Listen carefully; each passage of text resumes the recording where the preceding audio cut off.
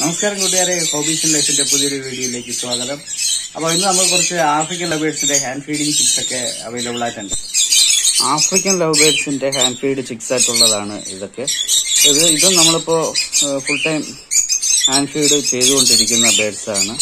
ഇത് മാവോയാണ് കേട്ടോ. ഈ ബേർഡ്സ് ഫെദറൊക്കെ വന്നിട്ടുണ്ട്.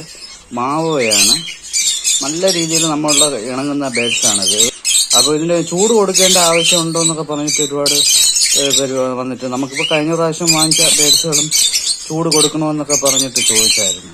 അപ്പോൾ അതിനെ പറ്റിയിട്ടുള്ളൊരു വീഡിയോ ഞാൻ അടുത്ത് ചെയ്യുന്നുണ്ട്, ചൂട് കൊടുക്കേണ്ടതിന്റെ ആവശ്യകത അതിനെയൊക്കെ പറ്റിയിട്ട്. അപ്പോൾ ഏതായാലും ഇതൊരു മാവോയുടെ ഒരു കുഞ്ഞാണ്. പീച്ച് ബേസ് ലവ് ബേർഡാണ് കേട്ടോ. ഇതൊക്കെ ഇതും അതുപോലത്തെ ഒരു ഹാൻഡ് ഫീഡ് ചിക്കാണ്. ഇത് ഒലിവാണ് കേട്ടോ, ഒലിവ് പീച്ചാണ് ഇത്. ഇതും നമ്മളിപ്പോൾ ഹാൻഡ് ഫീഡ് ചെയ്തുകൊണ്ടിരിക്കുന്ന ചിക്ക് തന്നെയാണ്. ഇപ്പോൾ രാവിലെ ഫുഡ് കൊടുത്തിട്ട് അങ്ങനെ ഇരിക്കുന്നതാണ്. അടുത്ത് കൊടുക്കാനായിട്ടുള്ള സമയമായി കേട്ടോ.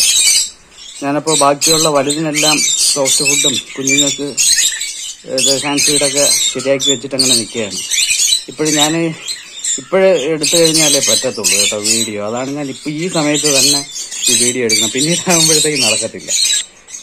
ചുവപ്പ് കളറൊക്കെ നല്ല ഒരു 6 മാസമൊക്കെ ആകുമ്പോഴത്തേക്ക് നല്ല രീതിയിൽ വരും. ഫീഡ് കുറച്ച് ഉള്ളിൽ കിടപ്പുണ്ട്. എന്നിരുന്നാലും അടുത്ത് ഫീഡ് ചെയ്യാനുള്ള സമയമായി. നമ്മളൊരു 3 മണിക്കൂർ ഇടവിട്ടാണ് ഇപ്പൊ ചെയ്തുകൊണ്ടിരിക്കുന്നത്. ഫസ്റ്റ് ടൈമിലാണെങ്കിൽ 2 മണിക്കൂർ ഇടവിട്ട്, പിന്നീട് 3 മണിക്കൂർ ഇടവിട്ട് ഇങ്ങനെ സമയം പിന്നെ നീട്ടി കൊണ്ടുവരും.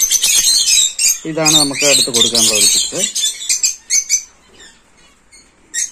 അടുത്തിന് നമുക്ക് കൊടുക്കാനുള്ളത് ഒരു ഡച്ച് ബ്ലൂവിന്റെ ഒരു ചിക്കാണ്. എനിക്ക് വളരെ ഇഷ്ടപ്പെട്ട ഒരു കളറാണ് കേട്ടോ ഈ ഡച്ച് ബ്ലൂ. നല്ല ഭംഗിയാണ് ഇവരെ കാണാനായിട്ട് വളർന്നു വരുമ്പോഴത്തേക്ക്. ഇതും ഇപ്പൊ നമുക്കിപ്പോ ഹാൻഡ് ഫീഡ് ചെയ്തുകൊണ്ടിരിക്കുന്ന ചിക്കാണ്.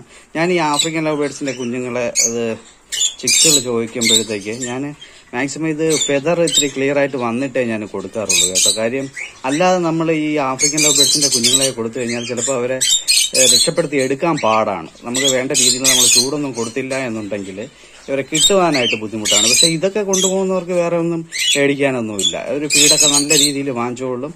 അതുപോലെ തന്നെ ഇവരെ വളർത്തിയെടുക്കാനും എളുപ്പമാണ്. ഇനി ഇത് വന്നിട്ട് ഇത് ഗ്രീനാണ് കേട്ടോ.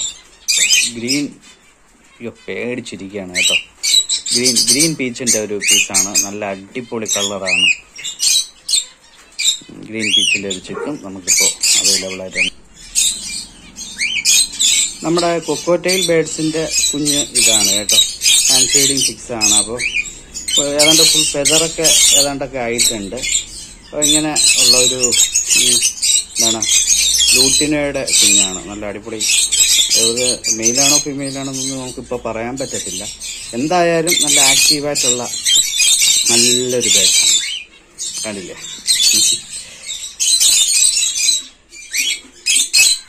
ഇവർക്കിപ്പോൾ 1 മാസത്തോളം പ്രായമായിട്ടുണ്ട് കേട്ടോ.